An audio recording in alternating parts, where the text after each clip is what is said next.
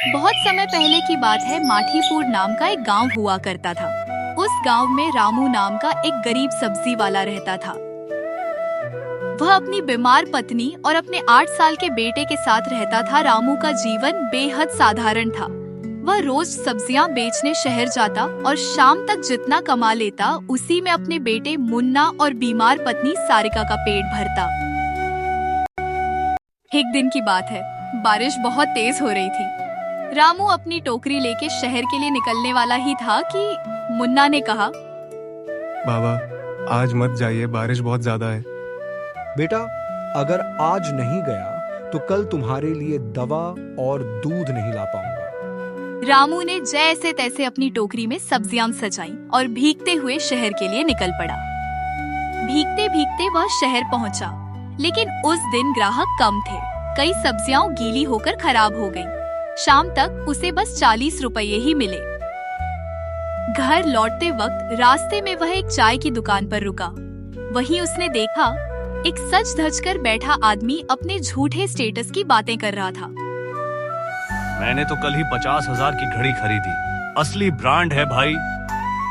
रामू चुपचाप अपना चाय का गिलास पी रहा था, पर उसके चेहरे पर कोई जलन नहीं थी, बस एक शांति थी। एक दिन बाजार में एक बूढ़ा आदमी परेशान बैठा था। उसके पास पैसे नहीं थे और वह भटक रहा था। लोग उसे भिखारी समझकर नजरअंदाज कर रहे थे। रामू ने उसके पास जाकर पूछा, बाबा कुछ हुआ क्या? बूढ़े ने बताया कि वह शहर एक जरूरी मेडिकल रिपोर्ट लेने आया था, लेकिन उसका पर्स कहीं गिर गया। कोई उसकी मदद नहीं कर रहा। रामू ने अपनी जेब में हाथ डाला। सिर्फ 90 रुपये थे। उसने झिझकते हुए 70 रुपये बूढ़े को दे दिए।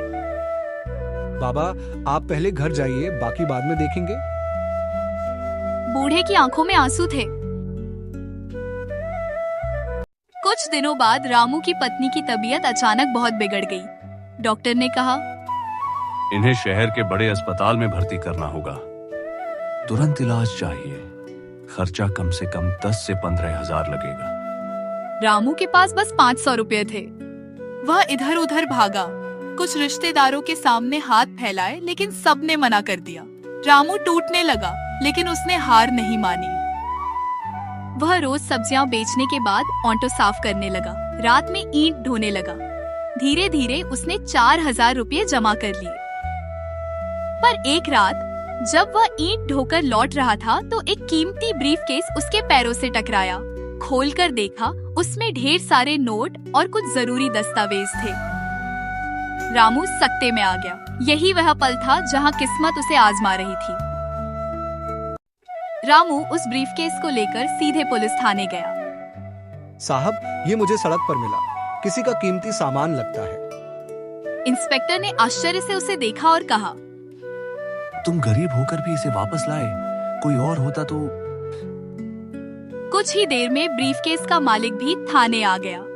वो एक बड़े बिजनेसमैन विक्रम मल्होत्रा थे। उन्होंने रामू से कहा, तुमने मेरी जिंदगी की सबसे बड़ी डील के कागज और पैसे बचा लिए। बोलो क्या इनाम चाहिए? रामू ने शांत स्वर में कहा, साहब मुझे इनाम नहीं चाहिए, बस मेरी पत्नी का इलाज हो जाए, यही बहुत है। विक्रम मल्होत्रा रामू की ईमानदारी से बहुत प्रभावित हुए। उन्होंने न सिर्फ रामू की पत्नी का इलाज करवाया, बल्कि उसके बेटे की पढ़ाई का पूरा खर्च भी उठाया। उन्होंने रामू को अपने फार्म हाउस की जिम्मेदारी दी, एक अच्छी तनख्वाह के साथ। अब रामू की झोपड़ी की जगह एक छोटा सा पक्का घर था। मुन्ना अच्छे स्कूल में पढ़ रहा था और सारिका अब पूरी तरह स्वस्थ थी। एक दिन विक्रम मल्होत्रा ने रामू से पूछा, रामू, तुम्हें कभी अफसोस नहीं हुआ कि तुमने वो पैसे अपने पास नहीं रखे? रामू मुस्कुराया और बोला, साहब अगर वो पैसे रख लेता तो मैं अमीर हो जाता, लेकिन मेरा जमीर गरीब हो जाता। इंसान की कीमत उसकी ईमानदारी में होती है, जेब के पैसों में नहीं।